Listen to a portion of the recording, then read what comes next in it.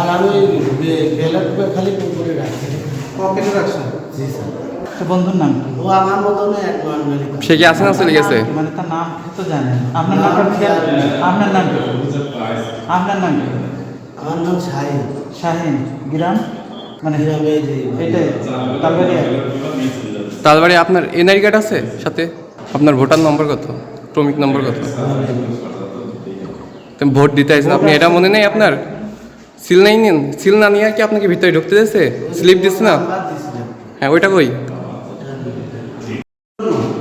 মূল ব্যালট নিয়ে তাদের সিল না মেরে সাদা কাগজ ব্যালট বক্সে ফেলে মূল ব্যালট পেপার নিয়ে চলে যাওয়ার চেষ্টা করছেন।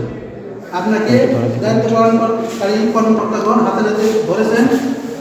যা গণপ্রতিনিধিত্ব অধ্যাদেশ এর অনুচ্ছেদ 81 এর উপনুচ্ছেদ 1 ক্লস এ এবং বি অনুযায়ী শাস্তিযোগ্য অপরাধ। আপনি কি দোষ স্বীকার করেন? আপনি কি দোষ করছেন?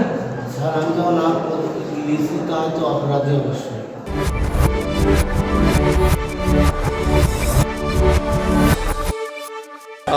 যে খবর এখনো পর্যন্ত সর্বশেষ যে পরিস্থিতি সেটা হচ্ছে ভোট গ্রহণ সুষ্ঠু স্বাভাবিকভাবে হচ্ছে। আইনশৃঙ্খলা পরিস্থিতি সন্তোষজনক। বড় ধরনের কোথাও কোনো বিচ্যুতি, সংঘর্ষ, মারামারি এখনো পর্যন্ত হয়নি। আমাদের ভোট কাস্টিংয়ের হারও সন্তোষজনক।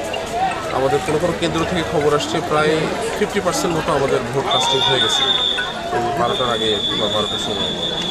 সো আমরা আশাবাদী যে এই পরিস্থিতিতেই 4:30 পর্যন্ত অব্যাহত থাকবে এবং এরপরে আমরা সুষ্ঠুভাবে। স্যার, মিরপুরের একটি কেন্দ্রে একজনকে 3 বছরের জেল দেওয়া হয়েছে, এটা ব্যাপারে কিছু বলবেন? জি, এটা হচ্ছে আমাদের একজন, আমি যদি ভুল না করি, একজন সিনিয়র জুডিশিয়াল ম্যাজিস্ট্রেট, এই 3 বছরের সশ্রম কারাদণ্ড দিয়েছেন। ওনার সাথে আমি ফোনে যোগাযোগ করেছি। তো এটা আসলে যদিও বিষয়টা খুব গুরুত্বপূর্ণ, কিন্তু ইতিবাচক ব্যাপারটা হচ্ছে যে ওদের সাথে সাথেই ধরা পড়েছেন। ওখানকার সংশ্লিষ্ট নির্বাচন কর্মকর্তা যারা ছিলেন ওনারা সাথে সাথে এটা দেখেছেন এবং জুডিশিয়াল ম্যাজিস্ট্রেট যিনি কাছাকাছি ছিলেন তাকে জানিয়েছেন এবং ওনাকে কারাদণ্ড এবং অর্থদণ্ড উভয়ই দেওয়া হয়েছে এই আর কি। এবং পুরোদহ মাধ্যমিক বিদ্যালয়েও ওখানেও একটা ছোটোখাটো একটা ঘটনা ঘটেছে, ছোটোখাটো আসলে বলবো না, ওখানেও একটা ঘটনা ঘটেছে। ওখানে ওটাও সম্ভবত প্রক্রিয়াধীন অবস্থায় আছে শাস্তির বা। শেষ পর্যন্ত কি কোনো সংখ্যা দেখছেন কিনা?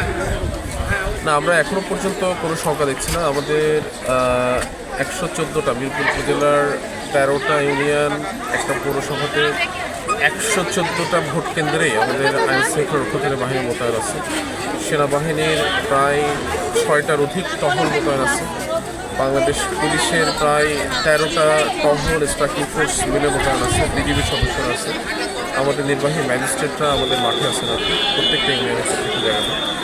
সো সার্বিকভাবে আমরা ইনশাআল্লাহ আমরা আশা করি আমরা যে আমরা 4:30 পর্যন্ত ঠিক এই ধারাবাহিকতাটাই আমরা